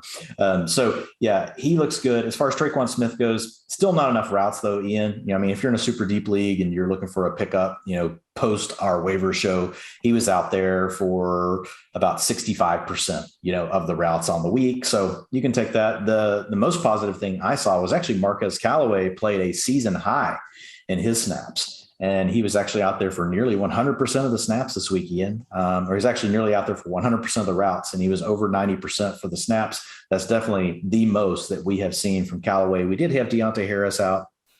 So I don't know if it's something that will stick. And eventually here, we're going to get Michael Thomas back. But these are all, as far as this week goes, as far as, Kamara goes, he will be in my top 8 to 9 this week on volume alone. And then when you look at the receiving core, these are all tier 5 players. These are all tier 5, tier 6 and below. Like I've got Callaway in my tier 5. He'll probably be somewhere around wide receiver 40. So we'll see if he continues to see more snaps. It is something where you could argue, like if they could get somebody else on the field, like it could potentially help Callaway, so it's something that we'll have to watch, but it's not something that I'm holding hope out for. It was good to see Jameis clear 30 pass attempts with ease, but even then, man, it was just such like a 10 condom strategy by both teams in this one. It was 13-10. Thank God for the Manning stream because there wasn't much else to watch in that one. I will say though, man, the most underrated part, everyone knows the Marshawn segment killed it. The F-bomb was fantastic, talking about all the Henny he was drinking before and stuff. But can we just take a second to say, like, bro, they asked where he's living these days, and he's like, I'm bouncing around. I'm going to Cali, Hawaii, Vegas, and Canada. He just said it like it was the most casual thing ever. Oh, my God. Every time we hear from Marshawn Lynch, it is just a treat. Get that man a full-time invite to the Manning stream, please. 3 more breakdowns for all of you. loyal listeners to the PFF Fantasy Football Podcast. We got the Washington football team at the Broncos. Denver sitting as 3-point favorites. Game totals at 43. Mentioned this a little before with the Myles Gaskin off-week phenomenon, but it cannot touch the J.D. McKissic even weeks. Week 1, PPR RB77. Week 2, RB7. Then the RB46. Then the RB14. Then the RB68. Then the RB13. Last week, RB29. So J.D. McKissic, per math, will go off this week. Maybe he'll just have a good game in general, because it's the Washington football team ever gets down, it does become him out there. So only 3-point underdogs in this one. But yeah, I mean, at this point, it is just awfully tough to feel good about Antonio Gibson. And it's more, I think, recency bias a little bit. He's been playing with the shin issue all year. We've kind of become more aware of it in recent weeks, even though it was something he was playing through before. In the first 5 weeks of the season, he was a top 24 RB. And 4 of those, the last 2 weeks, it's been rough. He's been the RB 39 and the RB 34. So we're still getting the, not quite the Jonathan Taylor role, but something similar to that. The problem is this Washington offense isn't putting up nearly as many points. And we got Taylor Heineke doing a lot of dual threat things that we see take away those goal line rush attempts, take away those targets when he's scrambling. It's just not helping matters. So Gibson, probably don't have many better options to start him. He is a quote unquote trademarked by Ian Hartitz low end RB2 at this point. And JD McKissic is someone that in full PPR leagues, put him in the top 36. You're not going to feel good about him unless you're just a true believer in this even week phenomenon. And then finally, we got Terry McLaurin, who gave me my first helicopter hit of the year. It's still not good enough for some people, Dwayne. I said McLaurin, I think, would go like 7 catches, 114 yards, 2 touchdowns. And he finished as the overall wide receiver 5 of the week. But I still got mostly just, oh, man, you were close this time comments on it. So can't please everyone. But, Terry McLaurin remains incredibly good at football. He is the featured number one in this offense. And with Diami Brown banged up, Curtis Samuel still banged up, there's just no one else to really go with the ball. So you're starting McLaurin, you're starting Ricky Seals-Jones as long as Logan Thomas remains out of the picture, starting Gibson, not feeling great about it. And that's about it from Washington. So Dwayne, we got a Broncos offense that could not be more muddled. Jerry Jeudy's back. At least our guy Noah Fant's giving us some elite uses. But even then, he's not doing that much with it lately. What do you want to talk about here? Yeah, I mean, the Jeudy things, we've got Jeudy coming back. And so, I mean, it's an upgrade for Teddy Bridgewater. I mean, he's going to have more weapons on the field, but it's still Teddy Bridgewater. So it's like, what do you do? It's kind of been brutal for the backs, honestly. Like, they keep having these really tough matchups. So it's like we can't even really necessarily see either one of them get going between Javonte Williams and Melvin Gordon. Got another tough matchup this week. Running back strength of schedule 2.4. And they've got a -15 offensive line run blocking advantage. So that's obviously going to be one of the lower scores for the week. As far as Jerry Jeudy, Cortland Sutton, Noah Fant, and then we also could get Albert Okwuegbunam back this week, Ian. And that is not good news. You're ruining this for all of us. It's Albert O. We've been over this. I know. But I finally learned how to say it, and I like it. I like it. Okwuegbunam. So anyway, Fant. When you've had Albert O, Ian, out 80% plus routes every single week, when you've got Albert O in, not good for Noah Fant. So I've got Noah Fant as a sell high right now. I love the talent, but look, we've seen it for too long. We've seen it for 2 seasons now. When you have both of them out there, you're just going to have Fant stuck around the 70% to 60% of the routes. And now you're also getting Jerry Jeudy back. So there's just going to be more mouths to feed. Cortland Sutton, you've mentioned him in the past as being a sell high. I agree with that. It's a good matchup this week for the secondary against Washington. It's an 83.3 wide receiver cornerback matchup. So that's going to be in the top 10. It's an above average wide receiver strength of schedule matchup at a 5.2. Obviously not a big implied total, but 23.25 is not, it's not terrible. It's not up there with the 27.5s and the 30s and some of the really elites, but it's not 16 and a half like we have with the Texans. So you'll take it. So I think we probably get one more week of Sutton operating as the for sure number one, Ian, and we give Jeudy a week to kind of work his way back in. But after that, it'll really just be something to monitor. My biggest takeaway, though, and I'd love your thoughts. I don't know, man, just with, having a defensive minded head coach, Vic Fangio, having an offense that's really ran more like a 2008 offense that basically says run when you're ahead, pass when you're behind. They're very predictable. And then you've got a quarterback that really wants to play it safe. I'm just not sure how we can support all three, of these weapons. That's the thing. It's just downgrades for all of them. And then we have the running back committee that just will not budge either way. And I'm not even shitting on Melvin Gordon. He's playing well this year. It's like the Aaron Jones, Jamal Williams thing. Like, I just think Javonte is better. Let's get him more of the work, even if Gordon isn't bad in his own right. So, yeah, man, I think in general, if you cannot start a Bronco, you're probably feeling pretty good about yourself in Fantasyland. Before we keep going on the Sunday, Monday Night Football, we got to pay some quick bills, everyone. And right now, you can get 25% off any PFF subscription if you use code FANTASY. That's code FANTASY to get all grades and data, which are live for every single player who logged a snap last week. We can get our locked article content, Dwain's utilization report, my wide receiver, cornerback, tight end article, which if I do pat myself on the back, I will put up against anyone else in the industry. Also, weekly player rankings, straight to schedule for every fantasy player, betting dashboards. We got a prop tool. We got great power projections and cover probabilities. Again, support the pod, become a smarter fantasy football and real life fan by using promo code FANTASY for 25% off any subscription. NFL fans hungry for a big win this week. DraftKings Sportsbook, an official sports betting partner of the NFL, has you covered. New customers can bet just $5 on any NFL team to win their game. And if they do, you win $200 in free bets, a winner, chicken dinner. It's that simple. Download DraftKings Sportsbook app now and use promo code PFF. Bet just $5 on any NFL team to win their game. Win $200 in free bets. If they win, you win a promo code PFF this week at DraftKings Sportsbook, an official sports betting partner of the NFL. Must be 21 or older. New Jersey, Indiana, or Pennsylvania. New customers only minimum $5 deposit, $1 wager, one per customer. Restrictions supplies. DraftKings.com/sportsbook details. Gambling problem? Call 1-800-GAMBLER. Also want to thank our sponsors, Western and Southern. Whether it's football success or financial savvy, the right questions help set the stage for winning strategies. Western and Southern is teaming up with PFF's very own Chris Collinsworth to share insights that can help put you ahead on both your fantasy and financial scoreboards. Man, I appreciate like some of the Manscaped gear and stuff we get, but if Western and Southern wants to sell me some life insurance, that'd be kind of cool. Anyway, want to hear about Chris's old playing days or behind the scenes with Alan Sunday Night Football? How about I need to know for your financial future? Now you can ask about either or both, and every football or financial question you ask earns you a chance to win a cater party for February's big game.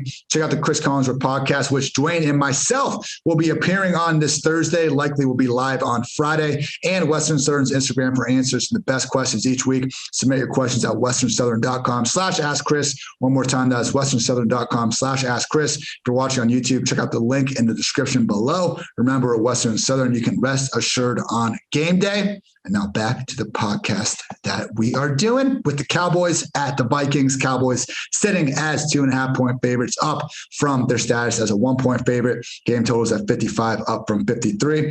It's the Cowboys, just like the Buccaneers. Like, it doesn't need to be hard. You start everyone. Ezekiel Elliott, even going back to last year with Dak under center, just as consistent of an RB1 you can find. This year, CeeDee Lamb is the wide receiver 12.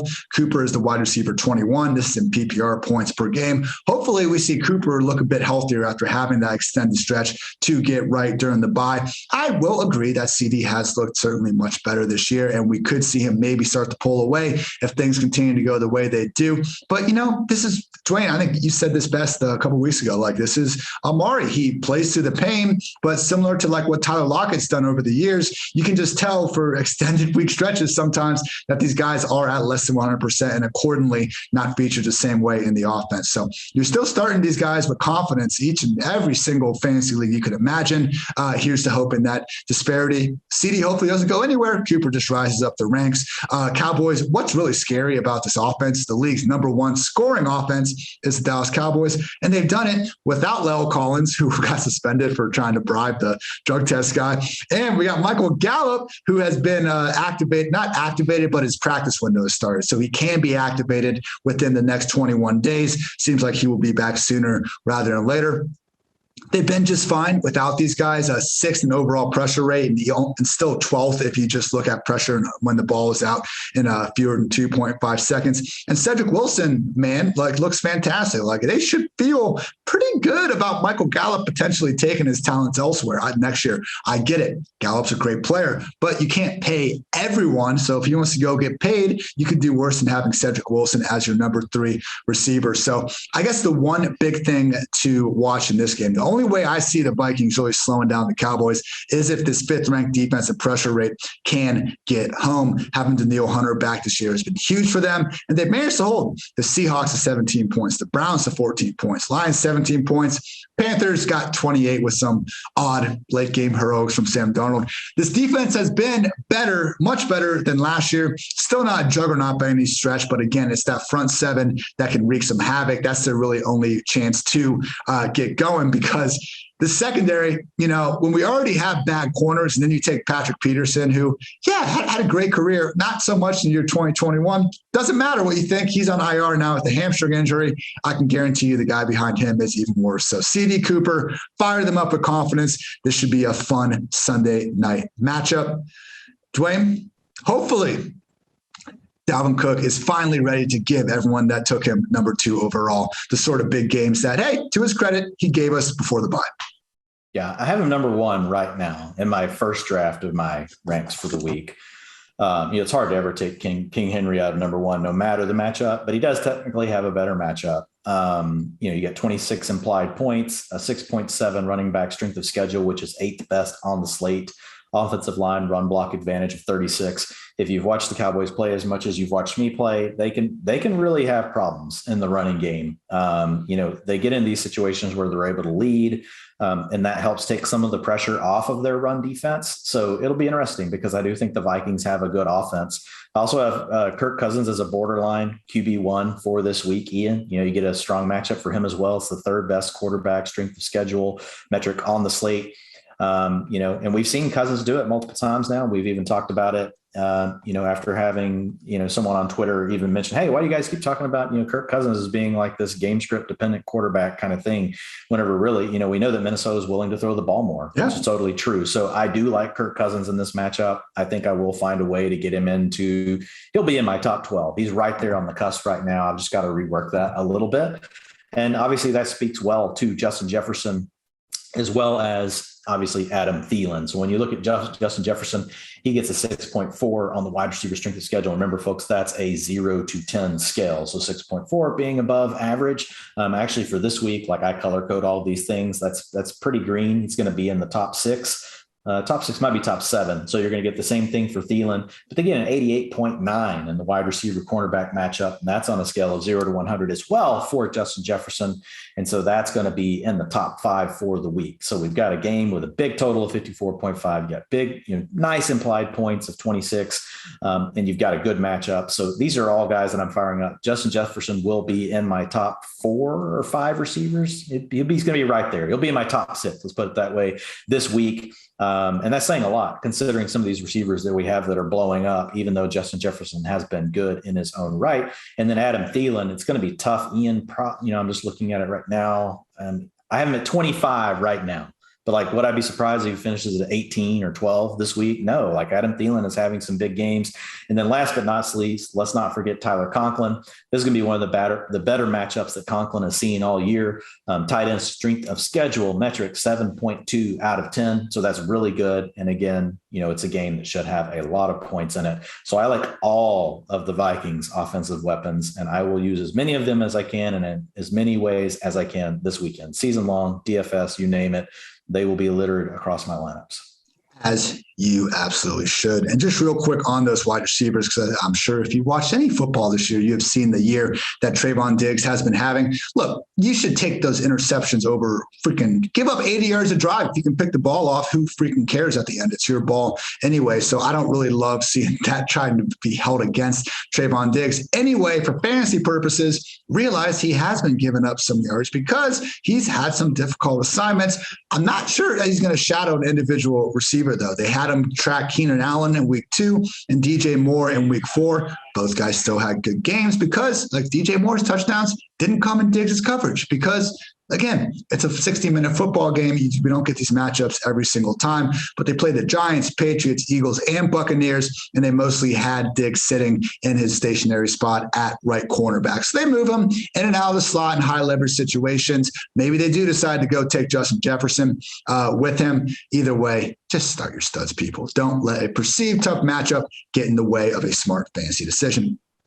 Monday Night Football, final one here for Dwain and myself. Giants at the Chiefs. Kansas City sitting as 10-point favorites. Game total of 52.5. Shout out Danny Dimes, PFF's top grade receiver from last week. Had himself an Odell Beckham one-handed catch, and he took a hit. Dante Pettis threw him a hospital ball, came down with it anyway. Dwain and I mentioned this in the waiver pod. It's just impossible to really say much about these receivers until we know who is going to be active. If Kenny Galladay's out with the knee, if Shepard's out with the hamstring, if Tony's out with the ankle again, okay, Darius Slayton's someone that we actually can fire up in that upside wide receiver 3 range. And Dante Pettis, gets on that maybe top level of the wide receiver 4 group. And if Shepard, Galladay, Tony come back, that's when we can kind of replace Slayton with one of those guys as the upside wide receiver 3 at hand. So keep an eye on that injury report throughout the week. Otherwise, we are just happy that Devontae Booker might not be Saquon Barkley, but for however long Barkley remains sidelined, he has his role in 3 games. Because remember, Saquon only played, I think it was 6 or 9 snaps in that Cowboys game before he literally stepped on his teammate's ankle. God, I'm still so pissed about that injury. Devontae Booker, though, in those 3 games, 20 combined carries and targets, 16 and 17. One of just 10 running backs, more than 50 expected fantasy points since week 5. I keep bringing up this average depth of tackle stat. Makes sense that we should try to target running backs against defenses that take the guy down further away from the line of scrimmage than closer. 5th worst defense in that metric. Final note is with Elijah Penny, similar to what we saw in Cincinnati, at least in terms of the rush attempt discrepancy. 7 of his 9 carries came in the fourth quarter of last week's 25-3 thumping over the Panthers. So Devontae Booker, continue to treat him as that volume-based RB2. And people, when you do this, and look, Dwayne and I, this is basically our process on every single situation. We're always going towards the volume. And when you do that, you don't let Booker's week 6 dud against the Rams get in the way of playing him in week 7 against the Panthers when he does happen to find the end zone. And that performance should have been a 2-touchdown game because he got stopped on the goal line twice and another drive earlier. So Devontae Booker, I know he's not Saquon. He does not look particularly good out there, but when Elijah freaking Penny is your only competition, he's going to be just fine. Dwayne, the Chiefs get a snap out of it this week. I feel like they are. Come on. What are we doing here? Man, we just have to hope. And a lot of it, it's funny. I was in Nashville during this game, and we nearly went to it. And I'm actually glad that I didn't. It's weird to say that. I could have seen Derrick Henry and Patrick Mahomes, and we decided to do some other stuff. And I just watched games on my phone while we were walking around town with the wives. And when I saw the game was going, I was like, man, I'm glad I'm not at that stadium right now because the Chiefs look terrible. They're getting blown out. Look, when you have Patrick Mahomes, anything is possible. I will say we've still got a Tyreek Hill that's not playing full strength. If you look at him over the last 2 weeks, Ian, routes of 61% and 73%. This is a player that needs to be on the field 90 to 95% of the time. So we know that he's still not fully healthy, dealing with a quad injury. And then Travis Kelce was also coming back from injury, and they basically just got these guys off the field at the end of the game. So I expect those two to turn around. Obviously, if you have Travis Kelce or Tyreek Hill on your fantasy team, you don't need me to tell you to start them. You're going to have them out there. But Kelce does have a really good matchup this week. He's got a tight end strength of schedule of 8.6, which is the 3rd best on the slate, just behind Dallas Goedert, number 1, Jared Cook, number 2. And at number 3, we get Travis Kelce. And then his tight end matchup overall, which takes into account his talent plus the safeties and linebackers that will be covering him. And it makes sense. Kelce's typically going to lead this one because he's awesome himself. He's part of the equation in this particular metric. It's a 52. And the second best matchup on the week does belong to Kyle Pitts. So he's the first on the slate for Kelce. So, and Dwayne, just real quick, that might, because this literally happened 2 hours ago. I know our stuff updates quickly, but Jabril Peppers ruptured his ACL last week, and he's now gone for the season. So that's probably even better now for Travis Kelce. It might be. I pulled this in about 2 hours ago when I started my process. About an hour before the show started. We've been doing the show for 2 hours, so three or 4 hours ago, I pulled it in. So yeah, if that's happened since the show started or right before the show, then yes, that could be even stronger. So Kelce will be the number 1 tight end on the slate. No surprise, but he does get a really nice matchup. So that's good to see. Darrell Williams, just like what Ian was talking about, we do follow the volume. Last week, his utilization was down a little bit versus what we had seen the week before, but it was still really good. Ian, we had him out there for 64% of the snaps. So any back that's out there between 65 and 75% of the snaps, they're usually typically in almost every down back. Rushing attempts handled 63% versus 84% the week before. It wasn't because they were really giving those to other backs. You had Mahomes handled a little bit more of the rushing. You had a receiver getting a carry. So as far as the backs go, like Jerick McKinnon had 0% of the rushing attempts. So if they get into a situation where they can be ahead, which they totally could against the Giants, we could see another week where we see 80% of the rushing attempts go to Darrell Williams. Still out there in long down and distance over 2/3 of the time. We did see Jerick McKinnon take over the 2-minute offense, which Williams had the week before. And so some of that I do think is also game script dependent. Are they trailing the whole time by a lot, which was the case last week for the Chiefs? We saw a little bit more out of McKinnon, but McKinnon's snaps really haven't gone anywhere. They've been 31%, 28%, 32%. So there's not like a real clear definition of here's exactly how we are using McKinnon. It has been 2 out of the last 3 weeks in the 2-minute offense, but I still feel good about Darrell Williams in an offense that it's still one of the top implied point totals, on the slate. So obviously Vegas is still expecting plenty of points here. So I will stick with that, and I am going to use Darrell Williams if I have him on my rosters. He'll be in my top 24 still this week. As he absolutely should be. Dwain, we have reached the end of this edition of the PFF Fantasy Football Podcast. We've now done 8 of these this year, and I think we had a pipe dream after week 1 that maybe we get shorter in time, but who cares? We're here to talk ball. It's always a good time. Anything else you want to get off your chest?